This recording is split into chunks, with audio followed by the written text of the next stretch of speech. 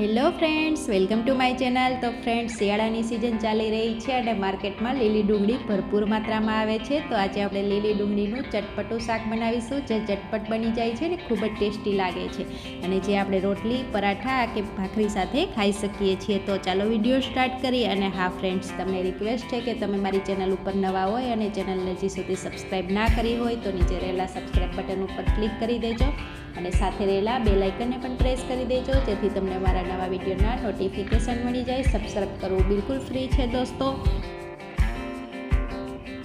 તો અહીંયા શાક બનાવવા માટે મેં લીલી ડુંગળી લઈ લીધી છે, જે એકદમ ફ્રેશ છે, અને 2 ટમેટાં લઈ લીધા છે મીડિયમ સાઇઝના. તો ડુંગળીને આપણે ધોઈ અને કટ કરી લેવાની છે સરખી રીતે, અને ટમાટરને પણ આપણે કટ કરી લઈશું. તો અહીંયા મેં ટમેટાં અને ડુંગળીને આ રીતે કટ કરી લીધા છે. હવે એક પેનની અંદર આપણે 3 ટેબલ સ્પૂન જેટલું ઓઇલ એડ કરી દેવાનું છે અને ગરમ કરી લઈશું. એને ગરમ થઈ જાય એટલે એની અંદર આપણે 1 ટીસ્પૂન જેટલી રાઈ એડ કરી દેવાની છે. રાઈ ફૂટી જાય એટલે આપણે 1 ટીસ્પૂન જેટલું જીરું એડ કરી દઈશું. થોડી હિંગ એડ કરી દેવાની છે અને થોડો એવો હળદર પાવડર એડ કરી દઈશું. હવે જે આપણે ટમેટાને કટ કરીને રાખ્યા હતા એને એડ કરી દેવાના છે.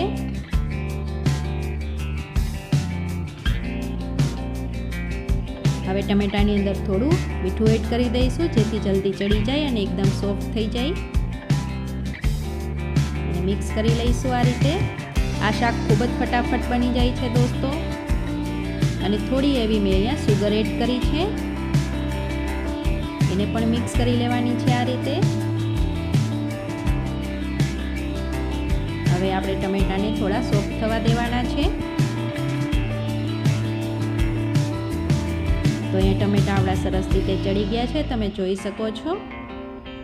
હવે જે આપણે ડુંગળીને કટ કરીને રાખી હતી એને એડ કરી દઈશું. ડુંગળી પણ ફટાફટ ચડી જાય છે. આ શાક બનતા ખૂબ જ ઓછો સમય લાગે છે ફ્રેન્ડ્સ. ડુંગળીને પણ આ રીતે મિક્સ કરી દેવાની છે.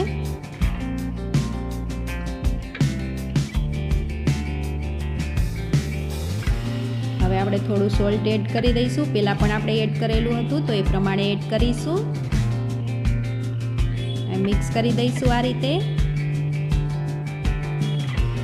હવે ડુંગળી પણ આપણી અહીંયા સોફ્ટ થઈ ગઈ છે, તમે જોઈ શકો છો. તો આપણે બાકીના મસાલાઓ એડ કરી દેવાના છે. તો અહીંયા લાલ મરચું પાવડર એડ કરી દઈશું.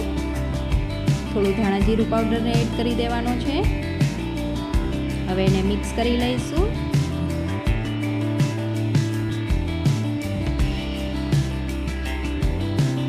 તો અહીં બધી વસ્તુ મિક્સ થઈ ગઈ છે અને આપણું ચટપટું ડુંગળીનું શાક બનીને તૈયાર છે દોસ્તો. તમે જોઈ શકો છો, ખૂબ જ ઓછા સમયમાં બની ગયું છે. તો એને હવે આપણે બાઉલની અંદર લઈ લઈશું.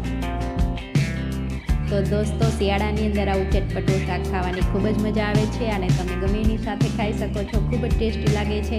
તો તમને જો વિડીયો સારો લાગ્યો હોય તો કમેન્ટ કરીને જરૂરથી બતાવજો, અને વિડીયોને લાઇક કરજો, શેર કરજો, અને ચેનલને સબસ્ક્રાઈબ કરવાનું બિલકુલ ના ભૂલતા. Thank you. Bye bye.